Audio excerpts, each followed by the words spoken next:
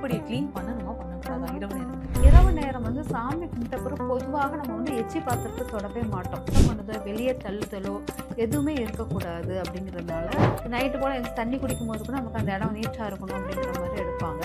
ஆனால் நம்ம நைட் துடைக்கிறது ஒன்றும் தப்பு கிடையாது. நைட் நேரத்தில் என்னென்ன விஷயங்கள் செய்யவே கூடாது? ஆனால் இரவு நேரம் துணி போடுறது, காய போடுறது, துணியை வெளியே உள்ளுக்கு எடுத்துட்டு வர்றது, இதெல்லாம் பண்ணக்கூடாது. தயிர் இதெல்லாம் கொடுப்பது, உப்பு இதெல்லாமே கொடுக்கக்கூடாது அப்படின்னு.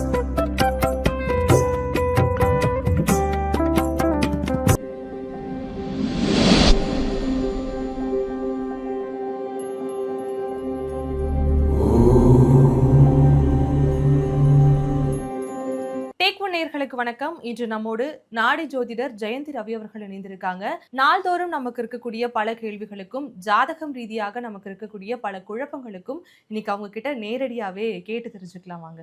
வணக்கம் மேம். வணக்கம் மேம். இப்போ நைட்டு நேரங்களில் பெரும்பாலும் எடுத்துக்கிட்டோம்னா அடுப்படியை இப்படி வச்சுட்டு போயிட்டு படுக்கக்கூடாது அப்படிங்கிற ஒரு நார்மல் ஒரு ஸ்டேட்மெண்ட் இருக்குல்ல, நிஜமாவே என்னதான் பண்ணணும்? அடுப்படியை க்ளீன் பண்ணணுமா பண்ணக்கூடாதா இரவு நேரங்களில்? இரவு நேரத்தில் வந்து நம்ம வந்து பார்த்தீங்கன்னா அடுப்படியில் வந்து கழிவுகள் இருக்கக்கூடாது. ஓகே. எச்சி பாத்திரம், இந்த சாப்பிட்ட தட்டு இதெல்லாம் இருக்கக்கூடாது. அது வந்து என்ன செய்வாங்கன்னா, அப்போ வந்து சாப்பிட்ட உடனே அந்த தட்டை வந்து தண்ணியை தூர ஊற்றிட்டு அப்படியே வச்சுருவாங்க. வெளியில் கொல்லைப்புறத்தில் கொண்டு வச்சுருவாங்க. மறுநாள் காலையில் சூரியன் உதயத்துக்கு முன்னாடி பாத்திரங்கள் எல்லாம் க்ளீன் பண்ணிடுவாங்க. ஏன்னா இரவு நேரத்தில் நம்ம வந்து எதையுமே சுத்தம் பண்ணுதோ வெளியே தள்ளுதலோ எதுவுமே இருக்கக்கூடாது அப்படிங்கிறதுனால அந்த காலத்தில் வந்து அந்த ஏன்னா இரவு நேரத்தில் வந்து கொல்லைப்புறத்தை தான் பாத்திரம் வளர்ப்பாங்க. ஏன்னா பூச்சிகள் ஏதாச்சும் வந்து இது பண்ணிடுங்கிறதுக்காகவே இரவு நேரத்தில் அங்கே கொல்லைப்புறத்தில் வந்து புழக்கம் கம்மியாக தான் இருக்கும்.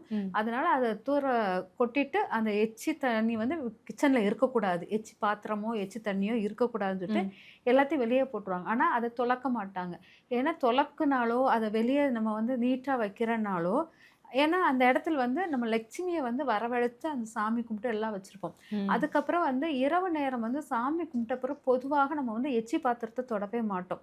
ஏன்னா அந்த மங்களகரத்துடன் அந்த இதோட தான் நம்ம படுப்போம். அதனால் விளக்கு வச்சதுக்கப்புறம் பொதுவாக நம்ம வந்து சாப்பிட்ட தட்டை கூட இப்படி தண்ணி அதை இது பண்ணி சுற்றி தூர ஊற்றிட்டு அப்படியே தூரமாக வச்சுருப்போம்.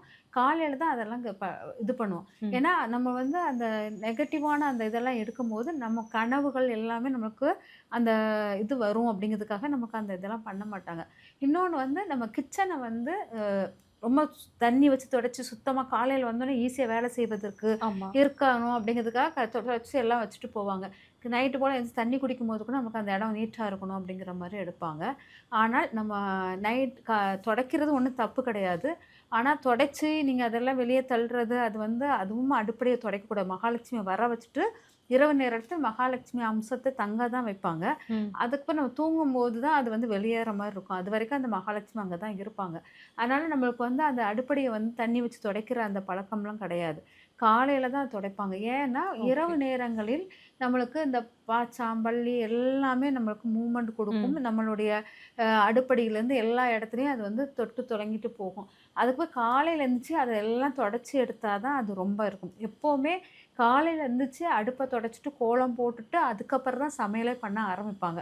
அந்த காலத்தில் வந்து ஒரு சாணம் வச்சு மொழுகிட்டு அந்த மாதிரி பண்ணிட்டு தான் அங்கே கோலம் ஏதாச்சும் முத்தத்துக்கு கோலம் போட்டு அப்புறமா அடுப்படியில் ஒரு கோலம் போட்டுட்டு அப்புறமா சாமி ரூம்லேயும் ஒரு கோலம் போட்டுட்டு இந்த 3 இடத்துல நம்மளுக்கு வந்து இது பண்ணுவோம் காலையில். அந்த மாதிரி பண்ணுவோம். இப்போ வந்து என்னென்னா நம்ம நாள் எப்படி மார்கழி மாதத்து நைட்டே கோலம் போட்டுட்டு காலையில் வந்து நம்மளுக்கு கோலம் போட வேண்டாம், அந்த குளிர்லேயே விடிய காலையில் எந்திக்கிற குளிர் தாங்காதுன்னு பண்ணுறோமோ, அதே போல் இப்போ வந்து எல்லாமே ஷார்ட்டாக நம்ம வந்து இப்போவுமே பண்ணிட்டோன்னா காலையில் ஈஸியாக வேலைக்கு போயிருக்கோம் அப்படின்னு சொல்லிட்டு அந்த ஈஸி இதுதான். ஆனால் அடுப்படியை வந்து நைட்டு முழுமையாக துடைக்கிறது கூடாது. ஓகே. இப்போ அதே மாதிரியே வந்து நைட்டு நேரத்தில் ஒரு சில விஷயங்கள் செய்யவே கூடாதுன்னுவாங்க. 6 மணிக்கு மேலே வந்து நகம் வெட்டக்கூடாது, வீட்டை வந்து கூட்டி அந்த குப்பைகளை கொண்டு போய் வெளியில் கொட்டக்கூடாதுங்கிற மாதிரியான ஒரு சில விஷயங்கள் வந்து நைட் நேரத்தில் ரெஸ்ட்ரிக்ஷன்ஸ் இருக்குல்ல. அப்படி பார்க்க போனால் நைட் நேரத்தில் என்னென்ன விஷயங்கள் செய்யவே கூடாதுன்னா? நைட் நேரத்தில் தயிர் சாப்பாடு சாப்பிடக்கூடாது, தயிர் சாப்பிடக்கூடாது, கீரை சாப்பிடக்கூடாது அப்படிம்பாங்க. அது வந்து நம்ம அஜீரண கோளாறு மட்டும் இல்லாமல் நைட்டு வந்து ரொம்ப பெருமாளுக்கு உகந்த இடமா வச்சுருப்போம். லட்சுமி ஓகே. பெருமாள் அவங்களுக்குள்ள இது. அதனால இந்த கீரை இதெல்லாமே நம்ம பெருமாளுக்கோ, லட்சுமிக்குள்ள விஷயங்கள் வராது அப்படிங்கிறதுனால, வராதுங்கிறது என்னன்னா, அது வந்து பெருமாளுக்கு வந்து அ அவரு பால் குடிப்பாரு. அத ம். வந்து நம்ம டிஸ்டர்ப் பண்ற மாரி இருக்கக்கூடாது அப்படிங்கிறதுனாலே தான், நம்ம வந்து முடி தலை சீவக்கூடாது, தலை வாரக்கூடாது நைட்டு போல. அப்புறமா தலைக்கு எண்ணெய் வைக்கக்கூடாது. துணி துவைத்தல் கூடாது. ம். துணி துவைச்சு காய வைக்கக்கூடாது. காய வைக்கிற இரவு நேரத்துல துணி துவைச்சு காய வைக்கிற யாருன்னா, இறந்த வீட்டுக்கு போனவங்க தான் அந்த இரவு நேரத்தில் துணிய வந்து அலசி போடுவாங்க. அதனால துக்கம் நடக்கிற வீட்டுக்கு மட்டும் தான் அந்த ஈர துணி இரவில் தொங்கும். ம். அதனால நம்மளுக்கு ஈர துணி தொங்கக்கூடாது. பொதுவாக ஈர துணி ஏன் தொங்கக்கூடாதுன்னா, சூரியன் உதயமாகும்போது துணி காயப்படும். சூரியன் அஸ்தமனத்துக்குள்ள துணிய எடுத்துறணும். எடுத்துரணும். ஏன்னா, சூரியன் ஒளி படும்போது நம்ம எடுத்துறணும். அதுக்கு அப்புறம் நம்ம வந்து சூரியன் ஒளி மறைஞ்ச பிறகு நம்ம துணிய எடுக்கக்கூடாது கொடியிலருந்து. ஏன்னா, அந்த சமயத்தில் பட்சிகள் நல்லா பறக்கும். அந்த ம். பட்சிகளுடைய எச்சிகள் நம்ம துணியில விழுந்துரும். அது வந்து நமக்கு தோஷத்தை கொடுக்கும். பச்சி தோஷம் கொடுக்கும் அப்படிங்கிறதுக்காகவே, நம்ம வந்து இரவு நேரத்தில அந்த வெளியில உள்ள துணிய வீட்டுக்குள்ள எடுத்துட்டு வரக்கூடாது ம். அப்படிங்கிறது இருக்குது. அதனால நம்ம இப்போலாம் அந்த இதுவே பார்க்குறதே இல்ல. ஆனா, இரவு நேர துணி போடுறது, காய போடுறது துணிய வெளியே உள்ளுக்கு வீட்டுக்கு எடுத்துட்டு வர்றது, ம். இதெல்லாம் பண்ணக்கூடாது. இது ஒரு காரணமா இருக்கலாம். நம்மளுடைய முன்னோர்கள் என்ன காரணத்துல வச்சிருப்பாங்கன்னா, இரவு நேரத்தில் பூச்சிப்பல்லிகள் ஏதாச்சும் அந்த துணிக்குள்ள புகுந்திருக்கும். ம். அந்த அப்ப வந்து நம்மளுக்கு லைட் வெளிச்சம்லாம் இருக்காது. அந்த நேரத்துல நம்ம வந்து உள்ளுக்கு வந்து துணிய போட்டோம்னா, அது வந்து வீட்டுக்குள்ள ஊருல இந்த சின்ன பூச்சிகள் அதெல்லாம் வந்துரும் அப்படிங்கிறதுக்காக நம்ம சொல்லியிருக்கலாம்.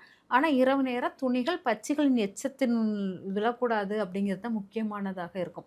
அதனால அதுக்கப்புறம் நம்ம எப்ப எடுக்கலாம்? விடிய காலையில சூரிய ஓகே. ஒளி வந்தப்ப நம்ம எடுக்கிறது தான் கரெக்ட்டா இருக்கும். கரெக்ட்டான முறையா ஆமா. இருக்கும். அதனால அது பண்ணக்கூடாது.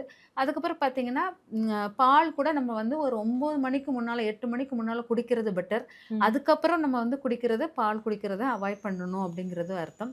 இரவு நேரத்தில் யாருக்குமே தானம் குடுக்கக்கூடாத பொருட்கள் ஆ. வந்து உப்பு, தயிரு, பாலு இதெல்லாம் குடுக்கவே கூடாது. தோசை மாவு இதெல்லாம் குடுக்கவே கூடாது. சப்போஸ் யார் வீட்ல தண்ணி இல்ல அப்படிங்கும்போது, அவங்க என்னன்னா, வெளியிலேருந்து கடையிலேருந்து கூட வாங்கி நீங்க குடுத்துறலாம். உங்க வீட்லருந்து எடுத்து குடுக்கக்கூடாது. ஒரு வேள அவங்களுக்கு அப்படி தேவைன்னா, இவங்க வீட்டு நிலவாசலுக்குள்ள வந்து உட்காந்து தண்ணி குடிச்சுட்டு போயிருக்கலாம் ஒழிஞ்சு, நீங்க எடுத்துட்டு எடுத்துட்டு போக்கூடாது. போய் குடுக்கக்கூடாது. குடுத்துட்டீங்கன்னா, அது வந்து உங்க செல்வ நிலை அங்க மூவ் ஆகும். உறவுகள் பாதிக்கப்படும் அப்படிங்கிறது ம். முக்கியமானது. அதனால தண்ணிகள் குடுக்கக்கூடாது. அதுக்கப்புறம் பார்த்தீங்கன்னா, நம்மளுடைய மங்கள பொருட்கள் எல்லாம் குடுக்கலாம். வரும்போது வீட்டுக்கு நிலவாசலுக்குள் வந்த பிறகு மங்கள பொருட்கள் குடுக்கணும். ம். வீட்டுக்கு வெளிய வச்சு நின்னு எதுவுமே அந்த நிலவாசலுக்கு வெளியில நின்னு எந்த பொருளும் குடுக்கல் குடுக்கக்கூடாது. வாங்கல் கூடாது. இரவுக்கு ஓகே. மேல.